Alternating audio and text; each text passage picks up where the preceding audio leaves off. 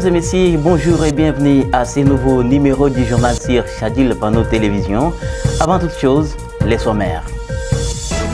5 millions de francs congolais et près de 900 $ américains, c'est l'enveloppe de l'Union pour la nation congolaise INC Kassai Central à la caisse de solidarité pour soutenir les forces armées de la République démocratique du Congo et les victimes de l'Est.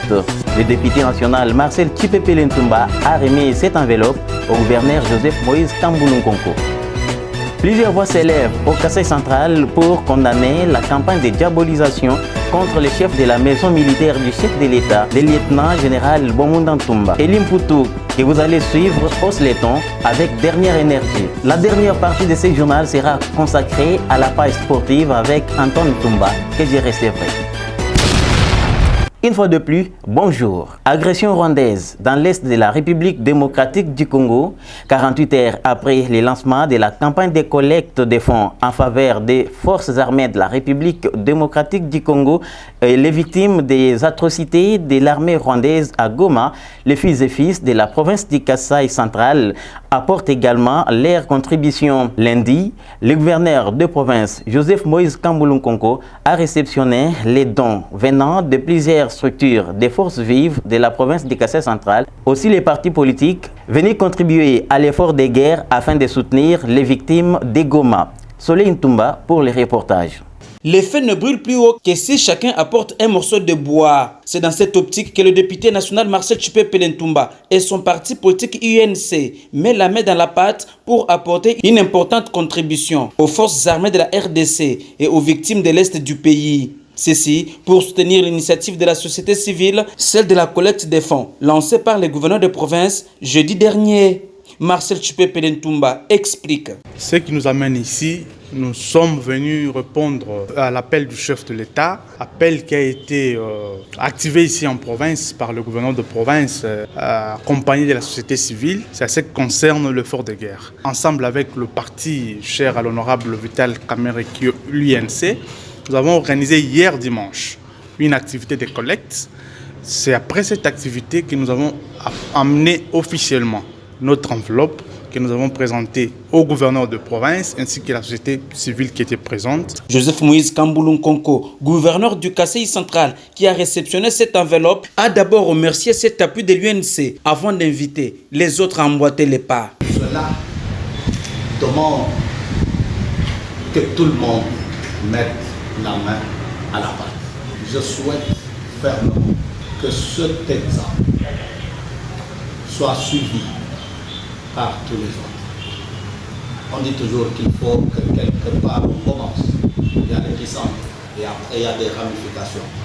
La société civile, initiatrice de cette collecte, n'a qu'un seul mot à l'endroit de cet élu. Vous êtes parmi les premiers citoyens du Kassai central à comprendre que nous sommes reliés et que nous pouvons contribuer.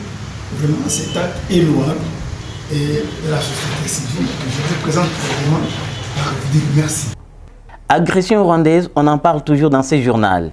Le sénateur Jean Tshisekedi Kabasele a débuté jeudi sa tournée dans les territoires de la province du Kassai central pour mobiliser les jeunes pour leur adhésion massive au sein de l'armée congolaise.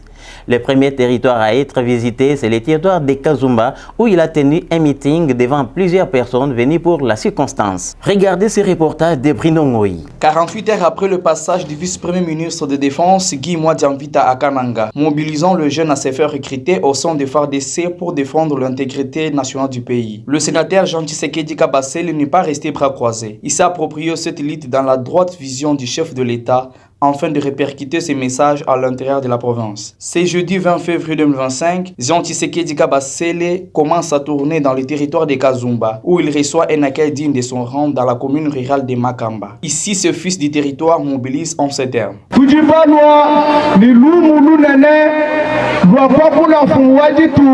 Nous sommes venus avec un grand message venu du chef de l'État Félix Tshisekedi, celui de mobiliser les fils et filles du Kassai central à se faire recruter au sein de notre armée pour vaincre l'ennemi. C'est ainsi que je lance ici à partir de Kazumba un appel pressant aux jeunes âgés de 18 à 24 ans pour servir le pays sous le drapeau. Faisant d'une pierre deux coups, ce jeune leader Jean Tshisekedi étant un élu de Zélie a palpé des doigts quelques difficultés qui traversent les habitants de cette contrée. D'abord, l'institut dit Kemena, où il a dirigé pendant des ans comme préfet, et promet la construction d'un nouveau bâtiment. J'ai été muté ici, à Djitekemena, où j'ai fait 2 ans. À partir d'ici, on a eu la promotion pour être nommé sous-prophète au niveau des bâtiments. Mais je vois qu'il y a encore à espérer ici comme école. Je suis obligé en tant que fils maison de revoir, il y a l'urgence, construire cette école à bon et due fois. Il faut préciser qu'avant de boucler son séjour, il a visité le grand marché de Matamba, qui est menacé par une tête d'érosion. Tshisekedi a rassuré sa base pour une solution d'urgence.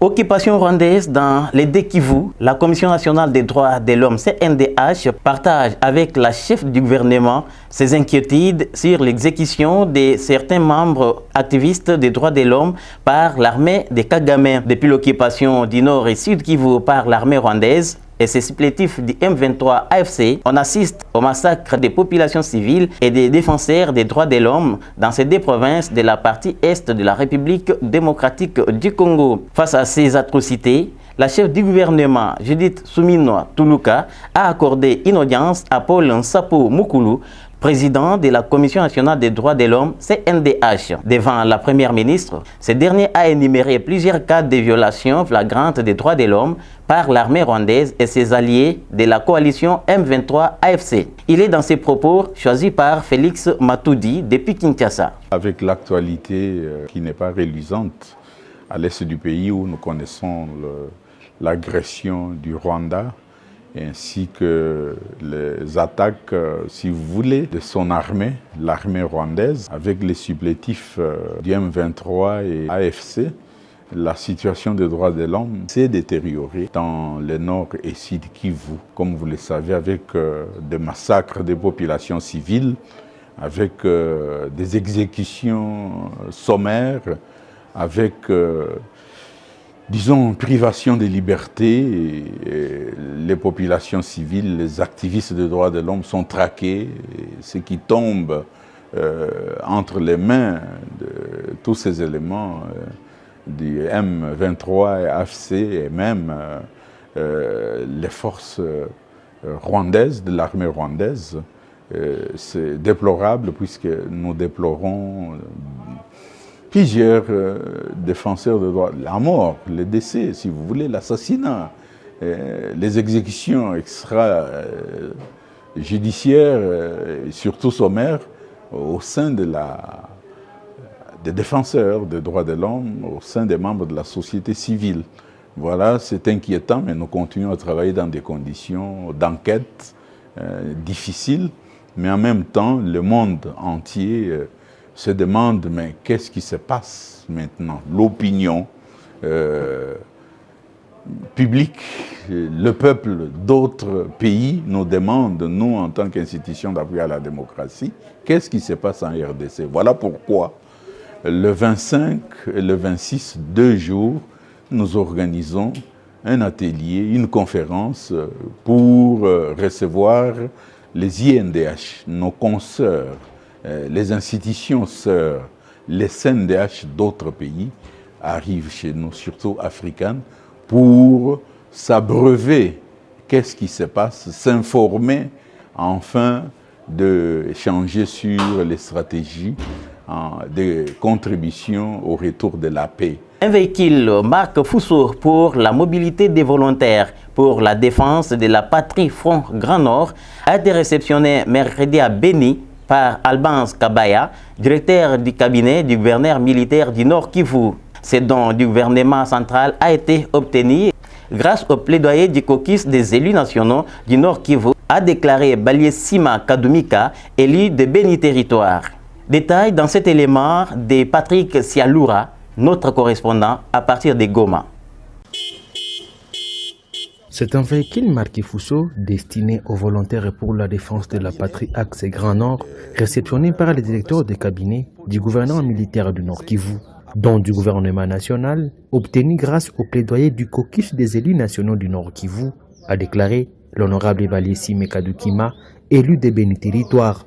Non, il s'agit de la remise d'un véhicule Fuso pour la mobilité des troupes sur le front, et qui est un don du gouvernement central. Et il ne s'agit pas seulement de ça, mais il y a aussi une ambulance qui va arriver dans 2 jours. Et donc c'est un don du gouvernement central pour la mobilité des troupes et dont nous avons fait plaidoyer au niveau de Kinshasa, nous comme caucus des députés du Nord Kivu. Et nous sommes une délégation de députés de ce caucus-là pour venir faire la remise au niveau du gouvernement, avec le gouvernement du moins provincial. Albans Kabaya, directeur de cabinet du gouverneur militaire du Nord Kivu, le général-major Évariste Kakule Somo, a salué les plaidoyers faits par les élus du peuple auprès du gouvernement congolais pour appuyer le jeune patriote Wazalendo. Au nom de son Excellence, Monsieur le gouverneur de province du Nord Kivu, le général-major Somo Évariste, je tiens à remercier le gouvernement central qui a un œil regardable par rapport à notre province à cette période de crise, mais surtout vous remercier toujours de pouvoir continuer avec cet élan de plaidoyer, vous comme représentant du peuple, et donc vous devez continuer à nous accompagner dans tous ces processus-là. D'ici 2 jours, une ambulance sera aussi remise à ces volontaires pour la défense de la patrie grâce à ces mêmes plaidoyers du caucus des élus nationaux du Nord Kivu. Et la deuxième partie de ce journal, notez que toute personne qui diabolisera encore les chefs de la maison militaire du chef de l'État, le lieutenant-général Bwamunda Ntumba, nous croisera sur son chemin. C'est en ces termes que s'est exprimé Elimputu Kalumba dit Kayeke. Il a réagi ainsi à la campagne de diabolisation dont est victime ce fils du Kasaï central par certaines personnalités. Kayeke indique cependant que le général Bwamunda est l'un des meilleurs éléments que le chef a. Elimputu le dit dans ses propos choisis par Soleil Ntumba-Mufike. Je commence par condamner la campagne de la diabolisation contre le lieutenant général Frank Bwamunda Ntumba. Nous aimons bien l'appeler Kaluma Ntumba. Toute personne qui tente cette fois-ci diaboliser Frank Bwamunda de loin ou de près va nous croiser sur son chemin. Nous ne pouvons pas tolérer des bêtises jusqu'à ce niveau. Bwamunda est resté le seul qui travaille aux côtés de M. Félix comme président de la République. Il est le seul. Si nous pouvons aller plus loin pour parler en termes de quotas pour une grande province, une province politique comme Kasaï central, à quoi bon continuer à proliférer des injures? Peut-être quand vous parlez de général Frank Bwamunda, vous ne le connaissez pas. C'est quelqu'un qui a toute une ribambelle, toute une panoplie de diplômes relatifs aux études militaires. Ce n'est pas un parachuté. Si toi tu es politique et tu veux noyer ton propre frère pour gagner quoi? Tu ne vas pas le remplacer. Il est chef de maison militaire, il a rempli sa tâche parce que le monsieur qui est bien informé, c'est le président de la République. Pourquoi on dit il est le garant de bon fonctionnement de toutes les institutions de la République? C'est parce qu'il veille au bon fonctionnement de toutes les institutions de la République. Mais à combien plus forte raison la matière sécurité? C'est lui qui est le magistrat suprême. Il constitue tout.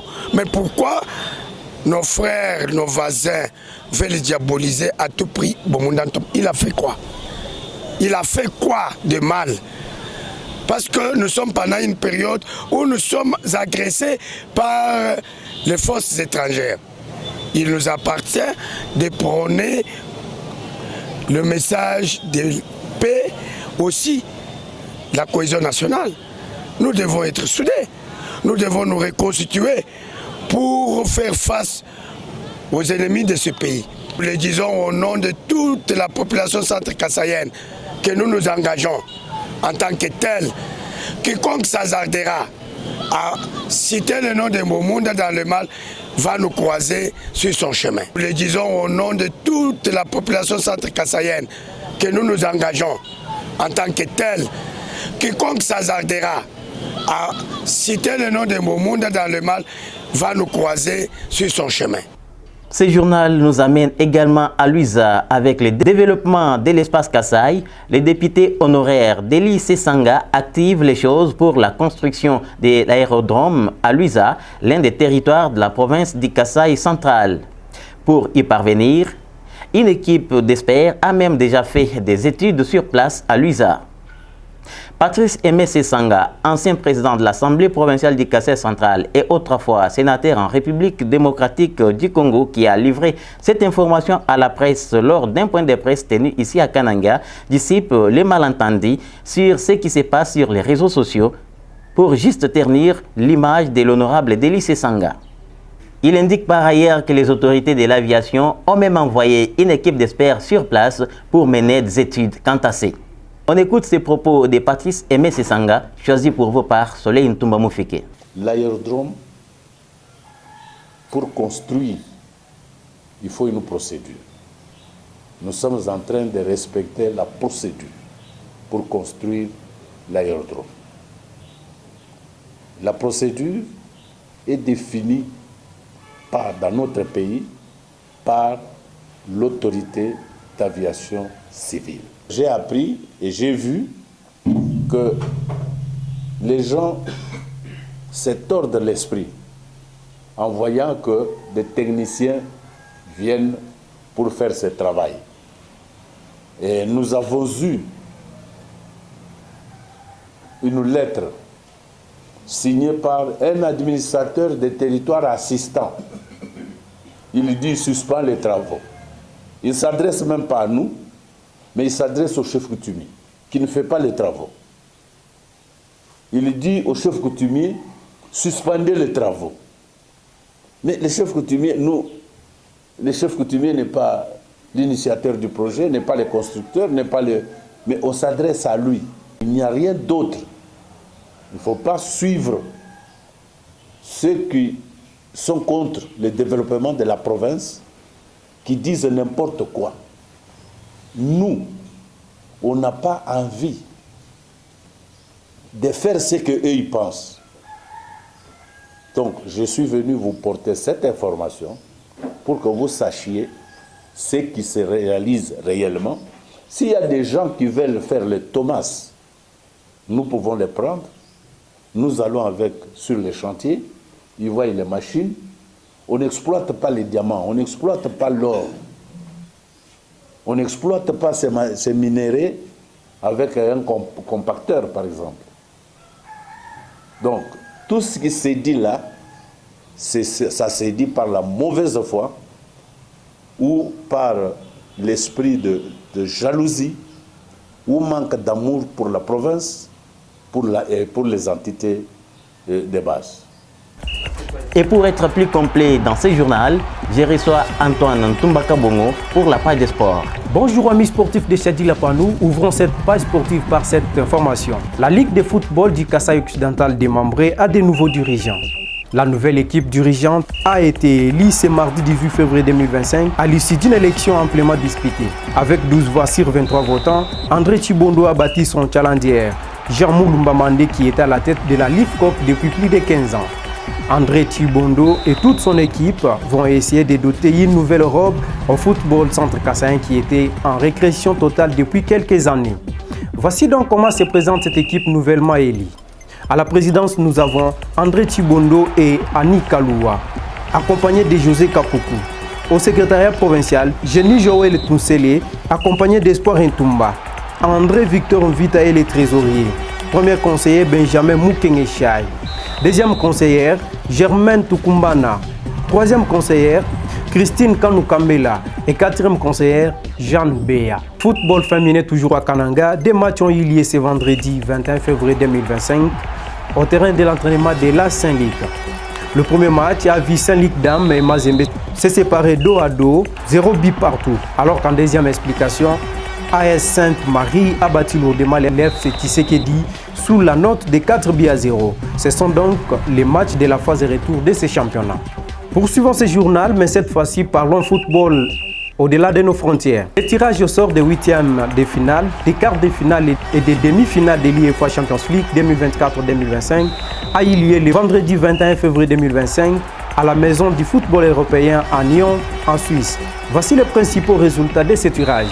En huitième de finale, 4 matchs seront à l'affiche mardi 4 mars. Le club Bruges affrontera Aston Villa, Borussia Dortmund contre Lille, le PSV affrontera Arsenal, le Real Madrid contre Atlético de Madrid.